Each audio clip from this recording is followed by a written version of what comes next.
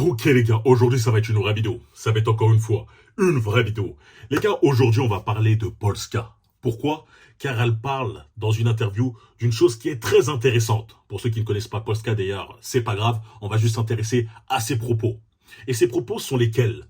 Ce sont le fait que les hommes jugent les femmes par rapport au nombre de partenaires qu'elles ont eu tout au cours de leur vie et elles ne supportent pas ça. Elles ne supportent pas cette idée-là. Et concrètement, je vais lui effacer le voile qu'elle a autour des yeux et je vais lui dire les termes, lui expliquer clairement pourquoi les hommes réfléchissent de cette manière-là. Car j'ai l'impression qu'on lui a menti toute sa vie, qu'on lui a fait croire des choses, et c'est pour ça qu'elle est en train de faire son caca nerveux des fois sur Twitter à faire des trucs comme ça. On va lui dire les choses, et j'espère que grâce à moi, elle va mieux comprendre. D'accord? On va donc attaquer la vidéo directement. On arrive en plein cours de la vidéo, car j'ai sélectionné le passage forcément qui m'intéresse. C'est, je dirais une chouin quand c'est vraiment une personne qui a trompé son mec, qui me connaît, des trucs comme ça. Une chouin, moi même si tu couches avec 500 mecs, ça se trouve t'as un hyper bon cœur, on sait pas. T'as sans doute un hyper bon cœur, mais t'as aussi un très très très gros souci. Ça, on peut pas le nier. Donc voilà. Donc le kilométrage ne fait pas la chouinerie. Ah non. Non, le kilométrage, le kilométrage ne fait pas la valeur de la personne. Parce qu'il y en a plein qui disent ça, genre, oh, elle a couché avec 20 mecs, ça y est, elle me dégoûte. Alors que ça se trouve, c'est une archi bonne personne, elle est même mieux que toi, on sait pas. C'est quoi le kilométrage? C'est combien de garçons ou de filles tu t'es tapé? T'as dit en 2022, laissez les meufs avoir le kilométrage qu'elles veulent. On regarde une vidéo. Je me dis, comment en 2022, il y a encore des gens qui se permettent de juger la valeur de la personne par sa sexualité? Genre, on est où là? Et quand je dis la valeur de la personne, je parle des femmes, hein, parce que les hommes, ils peuvent faire ce qu'ils veulent, on va jamais rien leur dire. Je me dis, comment dans votre crâne vous vous dites, oui, la sexualité, ça définit la personne, ça définit sa bonté, etc. Voilà. Donc c'est ça son problème. Comment? Pourquoi? Je comprends pas pourquoi vous jugez les femmes. Je comprends pas pourquoi vous jugez les femmes qui ont beaucoup de partenaires, etc. Je comprends pas. Vous êtes fous. Non. Il y a une raison très logique derrière tout ça. Et je vais t'expliquer ça simplement pour que tu comprennes.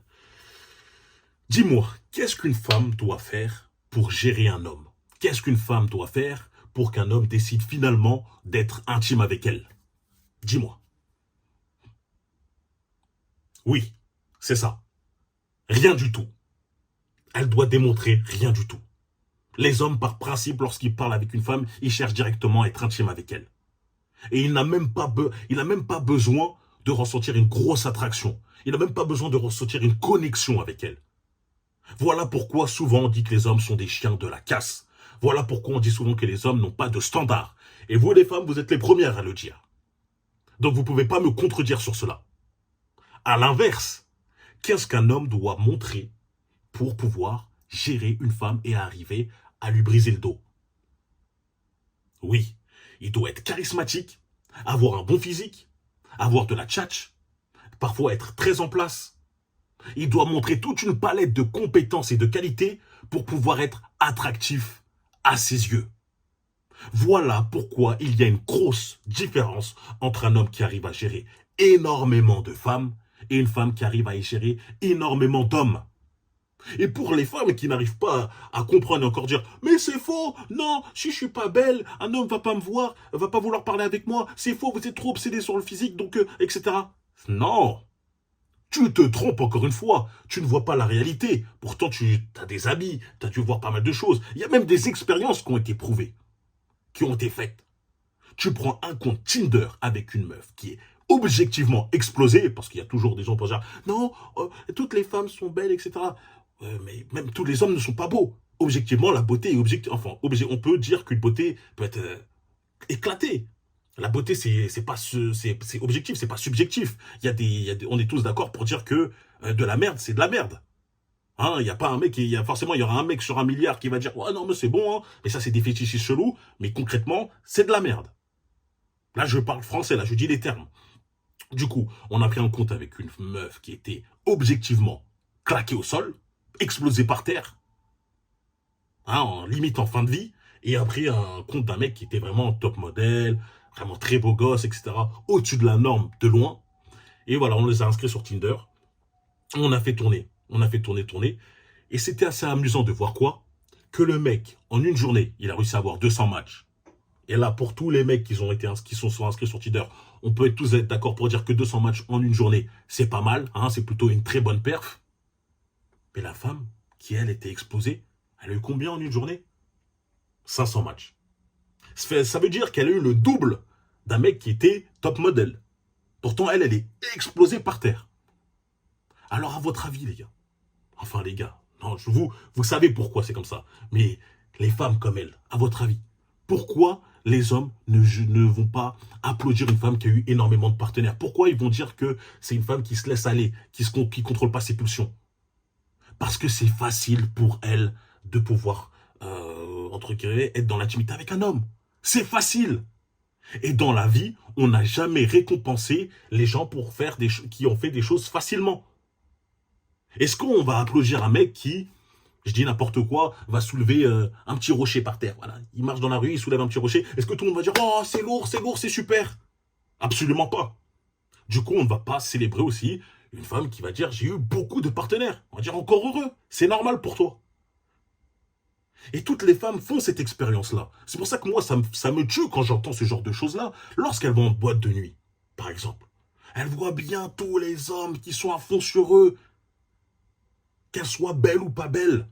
Elles voient bien tous les mecs qui disent « Je te paye un verre, viens, monte dans ma section, fais ci, fais ça ». Elles le voient. Elles ne sont pas aveugles. Lorsqu'elles mettent des photos sur Instagram, les commentaires, les messages privés, etc., elles le voient. Elles ne sont pas aveugles. Mais elles veulent quand même dire que c'est la même chose que pour les hommes. Donc là, tu es en train de me dire que lorsqu'un homme va en boîte de nuit, un homme lambda, je te parle pas parce que elles aiment bien prendre l'exemple des mecs qui sont larges au-dessus de la moyenne en pensant que c'est la norme. Non, le top 10% n'est pas du tout la norme. Ce n'est pas parce que peut-être elle dit non, moi j'ai un pote qui... Ouais, mais ton pote, ça se trouve, il fait partie du top %. Parce que généralement, vous regardez que ce type de personnes-là. Que ce type d'homme-là. L'homme lambda, lui, quand il va en boîte de nuit, personne ne lui propose de lui payer un verre. Personne, les femmes ne sont pas là à lui courir après. Généralement, lui, il rentre bredouille. Et des fois, tellement ils ont la dalle, ces hommes-là, ils se rabattent sur quoi? Sur la meuf qui est la plus éclatée et que personne ne voulait. Mais eux, ils se disent, c'est mieux que rien. C'est mieux que prendre ma main ce soir. Voilà comment les hommes pensent. Et c'est pourquoi, lorsqu'une femme a énormément de partenaires et qu'on essaye de la comparer avec un homme qui a énormément de partenaires, ça ne prend pas avec nous. Ça ne prend pas. On se dit que forcément, ce n'est pas la même chose. L'homme a dû montrer beaucoup plus de capacité, beaucoup plus de qualité qu'une femme qui a juste eu à se présenter. Voilà pourquoi ce n'est pas comparable. Vous voyez le cheminement? En fait, je vous explique. C'est comme si là, je vous mettrais une fille qui avait couché avec 50 mecs, et là, une fille qui avait couché avec 0 mec. Et juste qu'elle, elle a couché avec 50 mecs, genre, elle doit être une moins bonne personne, elle doit avoir moins bon cœur que elle, juste qu'elle, elle a pas écarté les cuisses. Non, ça c'est faux. Encore une fois, c'est faux. Les mecs ne disent pas qu'une femme qui a couché avec beaucoup de personnes, qui a été intime avec beaucoup de partenaires, c'est une femme qui est mauvaise, une sorcière, qui est monstrueuse, etc.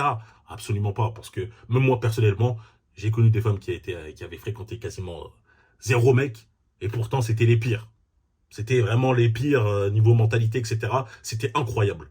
On dit juste, la plupart des mecs, disent juste, parce que je parle à travers tous les hommes là, disent juste qu'une femme qui a eu beaucoup de partenaires montre un self-control qui est amoindri.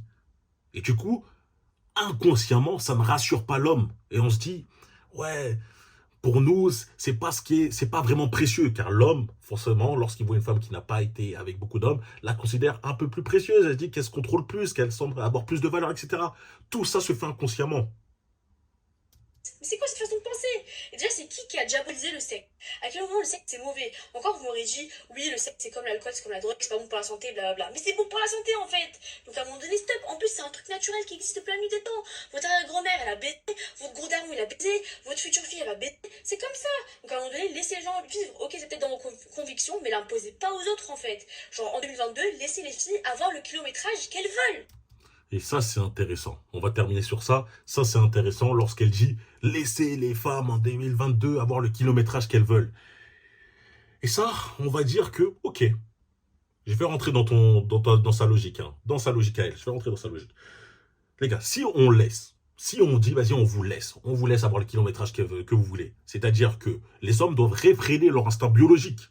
Parce que tout ça, c'est le découlement d'une grande évolution. Le fait que les hommes soient attirés par les femmes qui ont peu de partenaires pour être sûrs de leur paternité. Si on réfléchit bien, si on cherche pourquoi les hommes réfléchissent comme ça, il y a toujours quelque chose qui s'explique. À l'époque, il n'y avait pas les tests d'ADN, etc. Mais ça a toujours été marqué dans notre ADN. Et on est toujours, du coup, attiré par les femmes qui ont toujours peu de partenaires. Même dans plusieurs cultures, le fait qu'une femme qui n'a pas eu beaucoup d'hommes, même avant, c'était le principe pour se marier, c'était le fait qu'elle soit limite vierge. C'était comme ça. Du coup, si on essaye de briser tout ça, hein, parce que maintenant, on essaie de tout déconstruire. Si on déconstruit tout, il faut que aussi les femmes décident, elles aussi, de se déconstruire. Hein, parce qu'elle cherche la réciprocité partout. Donc on va la chercher nous aussi. Il faut que les femmes enlèvent leur instinct biologique qui est de chercher toujours un homme supérieur à elles, un homme qui montre toutes les compétences que je dis. Le charisme, le charme, le fait d'être très beau, le fait d'être en place physiquement, etc. Il faut qu'elles arrêtent de chercher ces hommes-là et qu'elles se donnent la chance à tous les autres hommes. Les hommes qui sont laids, les hommes qui sont petits, les hommes qui font absolument rien de leur vie, etc. Et oui, la réciprocité se fait comme ça. Et on va voir que si les femmes sont prêtes à accepter cela, je pense que les hommes seront prêts à accepter le reste. Mais malheureusement, ça ne sera pas le cas. Ça ne sera pas le cas. On ne peut pas avoir le beurre et l'argent du beurre, comme on dit. Du coup, voilà. Là, j'espère qu'en faisant cette vidéo, elle comprend bien la différence. Pourquoi les hommes, eux, sont plus acclamés, traités comme des donjons lorsqu'ils arrivent à gérer, parce que tout simplement, pour gérer, c'est beaucoup plus difficile, c'est beaucoup plus tendu, et si une femme n'arrive pas à le comprendre, que je lui invite à faire l'expérience elle-même, de se créer un compte, ne serait-ce que sur Tinder, et essayer de voir si elle va avoir des matchs, et même si elle a des matchs, si elle arrive à avoir un rendez-vous concret, hein, et qu'elle ne prend pas le profil d'hommes qui sont supérieurs à la moyenne, parce que souvent les femmes ont toujours, quand elles parlent des hommes, elles parlent comme si la plupart des mecs, c'était des mecs qui étaient en bonne forme physique, c'était des mecs qui étaient toujours en place, etc. Non, c'est faux. L'homme lambda ne fait rien. L'homme lambda ne s'entraîne pas. L'homme lambda a un job moyen, un salaire moyen. L'homme lambda a un charisme moyen, etc. Et il n'attire pas spécialement. Il a 2-3 meufs dans sa vie. Et généralement, c'est des femmes qu'il ne trouve pas spécialement attirantes à fond. Hein, il se met avec elles souvent par dépit. Il dit, ok, elle passe, ça va, mais c'est toujours mieux qu'être seule. C'est ça la vie de l'homme lambda. Et il faut se mettre à sa place. Parce que quand elle voit des mecs qui ont des 50 partenaires, 100 partenaires, oh c'est horrible, c'est horrible. Mais on sait tous que là, pour la plupart des femmes, un homme qui arrive à gérer énormément, ça attire. Et oui, qu'elle le veuille ou non, quand tu vas sur le terrain, nous, malheureusement, on voit la réalité. Hein, on n'est pas là à se voiler la face, on voit les choses, on se dit, ah ouais, bizarrement, c'est le mec qui gère le plus, qui arrive à avoir les codes. C'est comme ça. C'est vraiment comme ça. Donc voilà, c'est le message que je voulais faire passer à travers la vidéo.